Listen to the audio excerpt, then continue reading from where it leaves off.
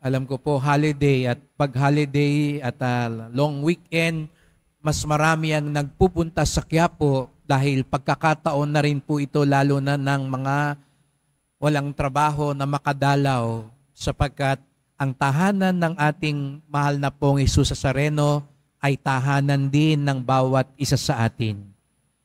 And that is why we also hold this every Saturday, 9 and 10 a.m. are called Pilgrims Masses because we come from different places if only to encounter the Lord. Kaya mamaya ay nais ko pong makasalamuha, lalo na yung mga galing pa sa mga malalayong lugar at may mga espesyal na okasyon na ipinagpapasalamat sa ating mahal na pong Jesus Nazareno. We are a pilgrim people, and this is also for our international devotees, especially our OFWs and their families. Dahil alam natin, yung mga anak, apo, asawa nila, hindi na ho masyadong marunong managalog. Kaya yung mga nasa online po ngayon, na nasa ibang bansa, to those who are with us online, you are also part of this celebration. After all, you are also part of God's family.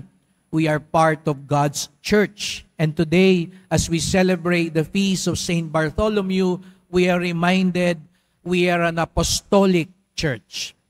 Ang simbahan natin ay Holy Roman Catholic and Apostolic Church.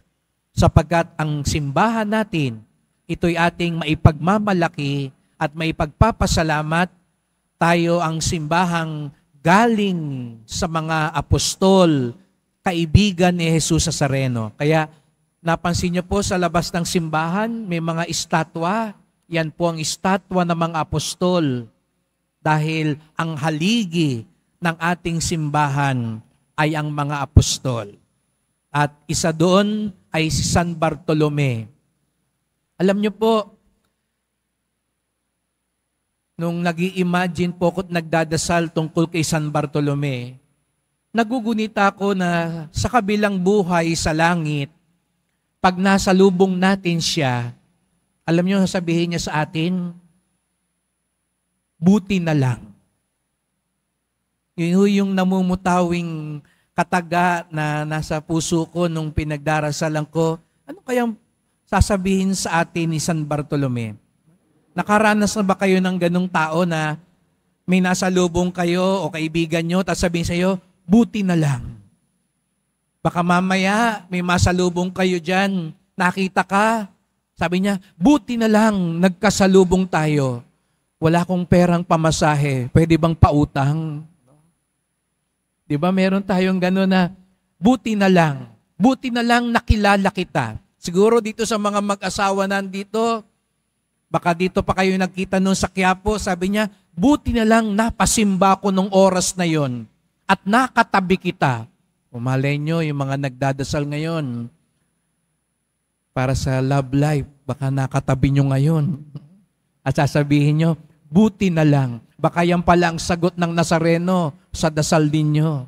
Buti na lang. Bakit ko nasabi yon na ganun ang kataga ni San Bartolome? Buti na lang. Alam nyo po, may kahinaan din si San Bartolome. Lahat naman tayo may kahinaan, di po ba? Pero bakit ito ngayon, haligi siya ng simbahan? Bakit siya matalik na kaibigan ni Jesus Nazareno at ngayon tinitingala natin ang mga apostol katulad ni San Bartolome? May kahinaan po si San Bartolome. Minsan judgmental din ho siya. Di ba meron tayong bawal judgmental. Aminin natin, minsan judgmental tayo. Kaya nga siguro kanina lumipat ka ng upuan kasi nung napaupo ka, ang katabi mo, iba yata amoy nito, no? Iba yata ang damit nito, lumipat ka. O natakot ka, baka sabihin mo, naku, baka nakawan ako nito. Baka maslas ang bag ko nito. Lumipat ka. Aminin natin lahat tayo mapanuri. Mapanuri sa ibang tao. Ganon din si San Bartolome kung tutuusin. Mapanuri siya. nung sinabi sa kanya ni Felipe, nakita na namin ang Mesiyas. Sabi niya, talaga? Sino yon? Si Jesus Nazareno.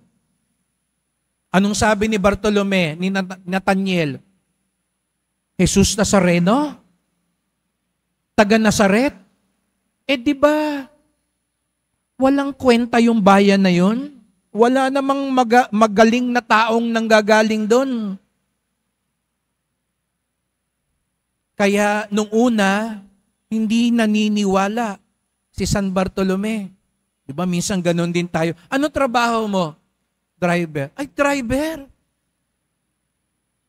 Taga saan ka? Taga Quiapo. Taga Tondo. Ay, taga Quiapo. Sana taga Makati ka. Saan ka nagtatrabaho? Doon sa palengke. Ay, small time lang to. Ay, may nabangga. Sino yung driver? Babae kasi. Di ba ganun po tayo? Mapanghusga, mapanuri.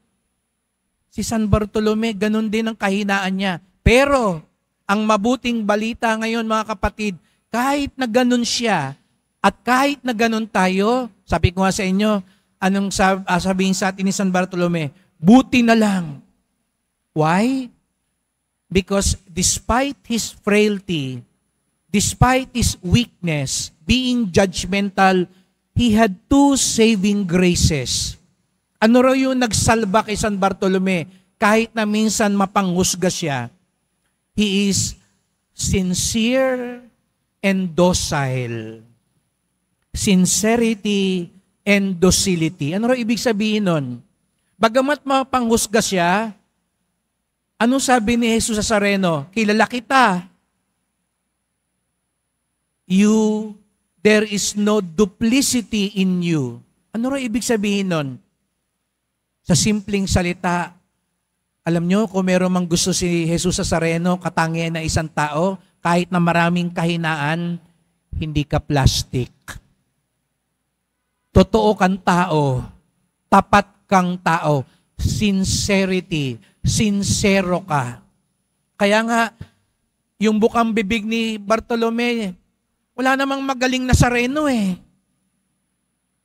Pero nung nakita sila ni Jesus Nazareno, ang sabi ni Jesus Nazareno, sige, kahit na medyo judgmental ka, pero ang gusto ko sa'yo, sincero ka. Ano yung kabaliktaran nun? Diba? Galit na galit si Jesus Nazareno sa mga ipokrito, sa mga mapagkunwari, mapag-imbabaw, sa madaling salita, sa mga plastic.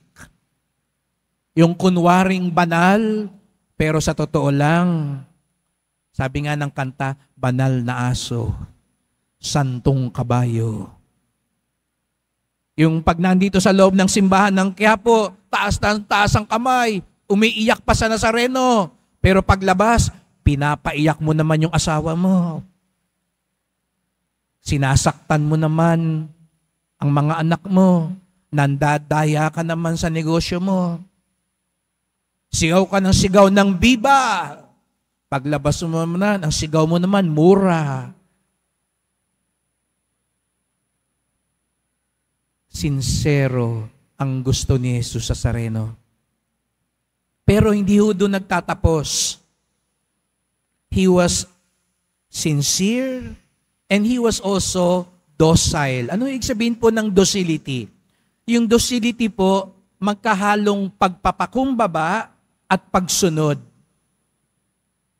Humility and obedience. Pag pinagsama nyo raw po yung humility at obedience, docility ang tawag doon. Ano ibig sabihin po nun?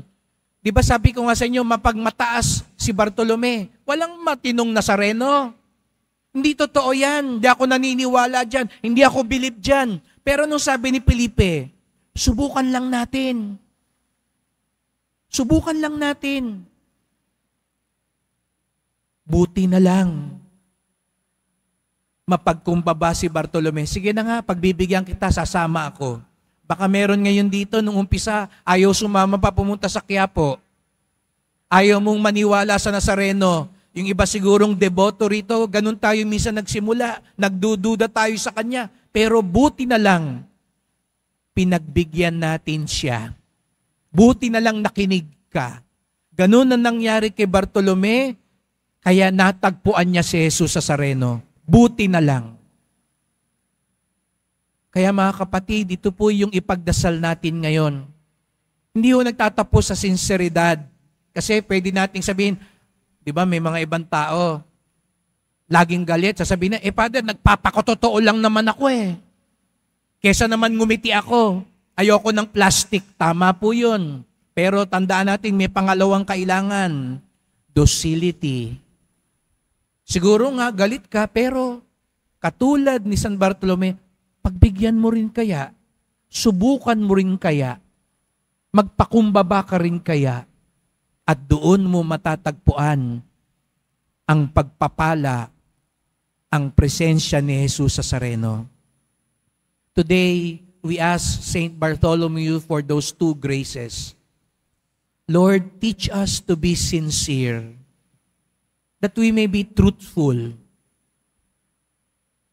that we may not have any pretensions. Nakakapagod din yung mapagkunwari kasi hindi yun ang totoong ikaw. Pero, huwag ka magtapos doon.